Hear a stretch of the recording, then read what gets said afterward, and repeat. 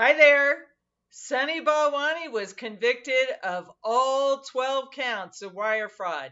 So I'm going to talk to you about the possible sentence. It's very interesting. He's looking at significantly more time than Elizabeth Holmes. I'm also going to talk to you about what's next, possible motions that the defense could file, as well as answering some of your questions and comments. So, thank you very much for subscribing to my channel. I truly appreciate all your support. And if you haven't subscribed, please do subscribe, hit that like button, hit the bell notification, and please do share these videos. And this video is for education and information purposes. I want to know what your analysis is, so please do leave a comment or a question. All right, so compelling case against Balwani. I'm not surprised by the verdict, not at all. Given that they were able to tie Sonny to overseeing the lab, those texts between Elizabeth Holmes and Sonny, where Sonny was talking about what was going on in the lab, you can take a look at the videos I've done on the text between Elizabeth Holmes and Sonny Balwani, and you can decide whether they are incriminating. One of them in particular, which, by the way, Sammy, one of my subscribers, pointed out, one of those texts was where Sonny Balwani admitted these were his decisions too. So, this was a conspiracy case, an agreement between two or more people to commit a crime. And so Sonny Balwani has been found guilty of all 6 counts against the investors, all 4 counts related to patients, and the 2 conspiracy counts. Elizabeth Holmes was convicted of just 4 counts, 1 conspiracy to defraud investors, and 3 relating to defrauding individual investors. So, sentencing is going to be very interesting because of the difference in the amount of loss that the jury has convicted Holmes of and Balwani of. And I'll get to that in a second. So, hit that like button and please do subscribe. All right, so, the prosecution was able to tie Sonny to the financials, which, if you remember, one of the questions that the jurors asked was relating to looking at the financials. They also tied him to the Walgreens deal, and if you look at the text messages that I've done in the prior videos, and even the the Walgreens video, that'll fill you in. The defense tried to portray Sonny as a duped investor. Basically, he just walked into Elizabeth Holmes' company. Theranos was her company. It was her technology. She started it, and he simply worked and invested in Theranos. They also tried to point the finger at there's that missing database. Well, that goes to the evidence. The missing evidence doesn't look like it was compelling to the jury. I mean, they came back unanimous, which is what's required in a criminal case. But they found him guilty on all 12 counts. So I don't think the duped investor, and clearly the missing database, wasn't compelling enough. All right, so I want to know which one of you, because when I did the poll on what you think the verdict might be, one of you guessed it right. One of you said that he would be convicted of all 12 counts. 72% of you said 4 or more counts. 17% of you said less than 4 counts. And hats off to all of those 46% of you who said we'd get a verdict this week. I thought last week, but I was thinking that they would be moving a little quicker, and I didn't take into consideration that 12 counts is a lot of evidence to go through. Okay, so sentencing. What's next? Sentencing is November 15th. They're going to be doing the probation office will be doing a pre-sentencing report, which is due 35 days before. So if I'm right with my math, that's October 1st. We'll find out about what the recommendation is from the probation department. Okay, so the judge did increase the bail given the outcome of this verdict. The judge increased Sonny Balwani's bail to $750,000 and also requested that it be secured by cash or property. It was $500,000 unsecured. By the way, Elizabeth Holmes is 500,000. So the judge is clearly looking at this more seriously, given the conviction on all 12 counts. Now, again, like every defendant, Sonny Balwani has the right to an appeal. So let me tell you about the potential motions. There are typically three types of motions that the defense could file at this point, and we'll probably find out in the next 10 to 14 days because they only have a certain window in which to file these. So one could be a motion for judgment on acquittal, same thing that Elizabeth Holmes is pursuing, and that's going to be argued July 21st for Elizabeth Holmes. But so Sonny Balwani could file, it's called the Rule 29. I have to look at my notes, it's Friday. Rule 29 motion for judgment of acquittal, saying there isn't enough evidence to support the verdicts. Rule 34, motion to arrest of judgment, saying there's a substantial defect in the indictment, kind of along the lines of statute of limitations. They brought that up before. I don't know how successful they're going to be on that. It's rarely granted.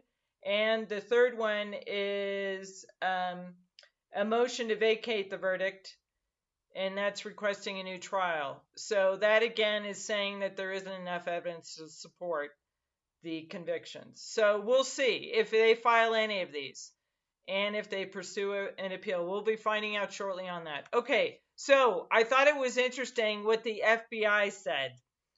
Quote, once again, a jury has determined that the fraud at Theranos reached the level of a criminal conspiracy.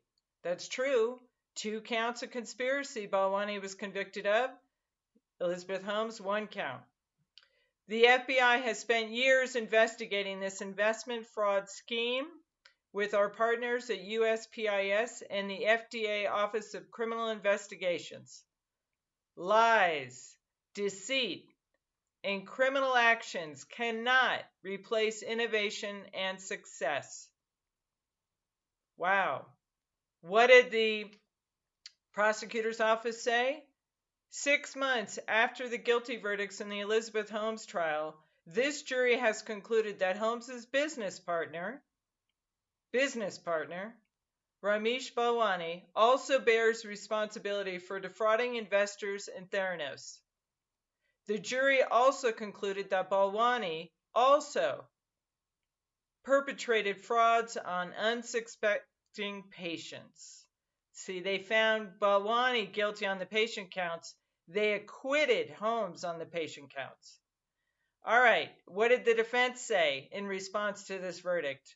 We plan to study and consider all of Mr. Balwani's options, including an appeal.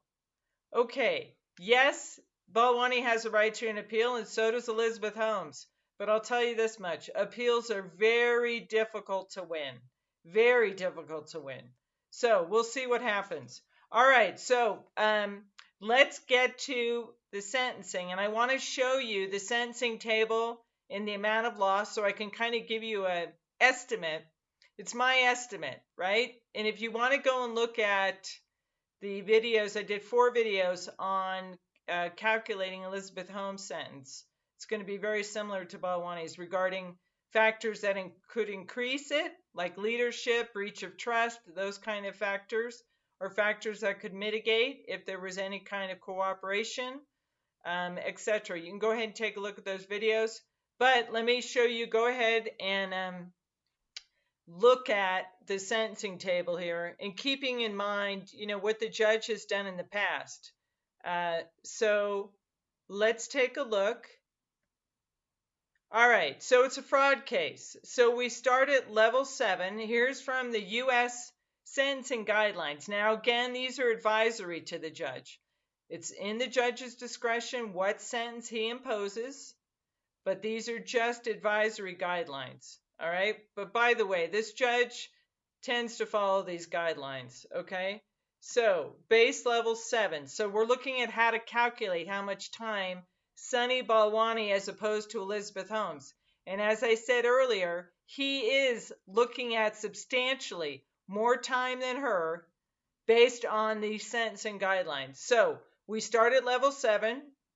Okay, now we're going to look at the amount of loss. Now, if you calculate, which I did, if you calculate the amount of loss regarding all the loss to the investors, to Brian Grossman, to Dan Mosley, to the DeVos family, to Alan Eisenman, to Chris Lucas. I think I got them all. That's about $155 million that Sonny Balwani was just found guilty of defrauding these investors from. Elizabeth Holmes, because they didn't convict her on 3 of these investor counts, she was convicted of $144 million. So if you look at it, the $150 million here, that takes Sonny Balwani to adding 26. So 7 plus 26 is 33. So remember that. Sonny Balwani is 33 level.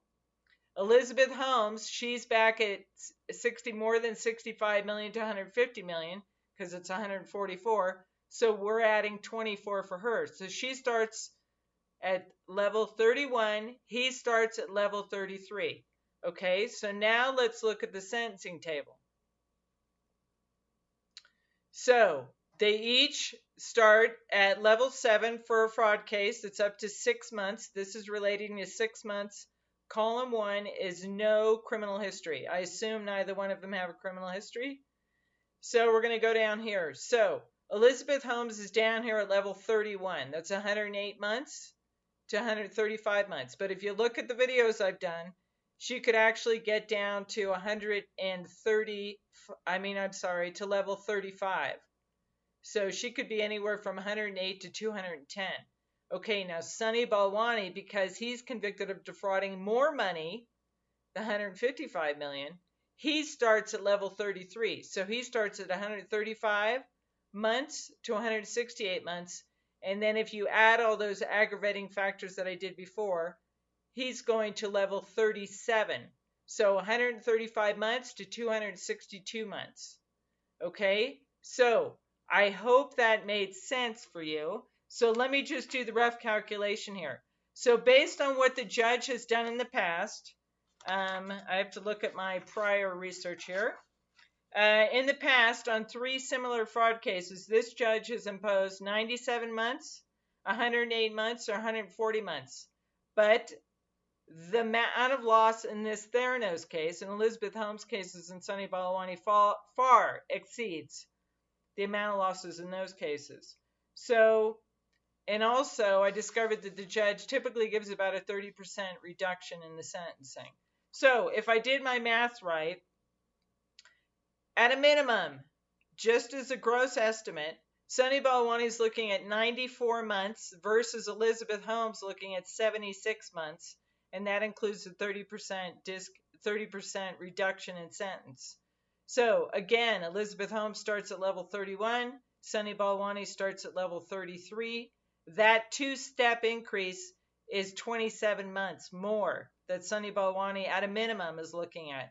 And that's assuming that the judge follows these guidelines, and that's assuming that he imposes similar sentences as he's done in the past.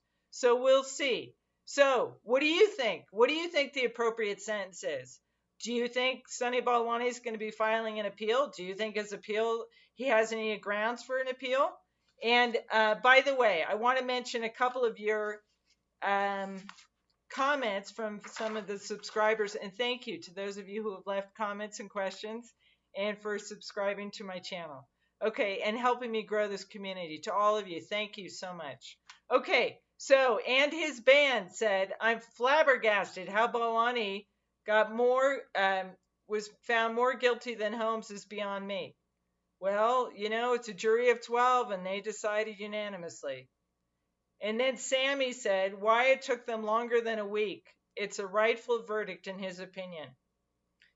And he put down $20 to say that that email where Sonny Balwani said, you know, these were my decisions too, was probably what sunk him. Okay. And then Fadile 1964. And by the way, Fadile 1964, have you subscribed? Please do subscribe. Fadel said both deserve these consequences. Happy with the outcome of both trials. And then Pictor said the prosecution learned from the Holmes trial, therefore they got convictions on all counts. Actually, in my opinion, I think the prosecution had a different strategy. I think they wanted to get Sonny on all these counts relating to the patients, right? Because he oversaw the lab and there's all those emails. Again, but does the buck stop with the CEO? Well, the jury is finding Balwani more culpable. So, and then Line Screw One said, it's a good day for the Theranos investors. Well, it's also a good day for all the Theranos patients. And so tell me what you think. Were you surprised by the verdict? And please do leave a comment, leave a question. And by the way, I'm going to be doing a updated video on the Kristen Smart case, which is a fascinating case. This is a Cal Poly woman who disappeared. She was 19 years old. She disappeared, I forgot the date already. I think it's over 20 years ago.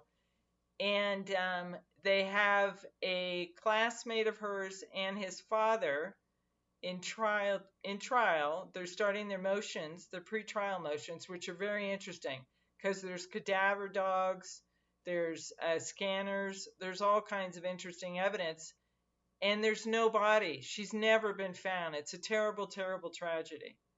But the classmate is facing first-degree murder, and his father is facing a charge of accessory after the fact. So, if you're curious, I'll be doing a video. It should be posted soon on that. So again, thank you to all of you who've been watching and following my channel and supporting it. I truly appreciate it. And if you want to contribute to me, helping me make these videos, I'll put a PayPal link in the description box below the video. And thanks again for all your support through the Holmes case, through the Elizabeth Holmes trial, and through the Sonny Balwani trial. Okay, and don't forget Elizabeth Holmes' motion for an acquittal hearing is July 21st. So, enjoy your weekend, and thank you so much for watching. Please do subscribe, hit that like button, share these videos, hit the bell notification, and please do leave a comment because I want to know what your analysis is.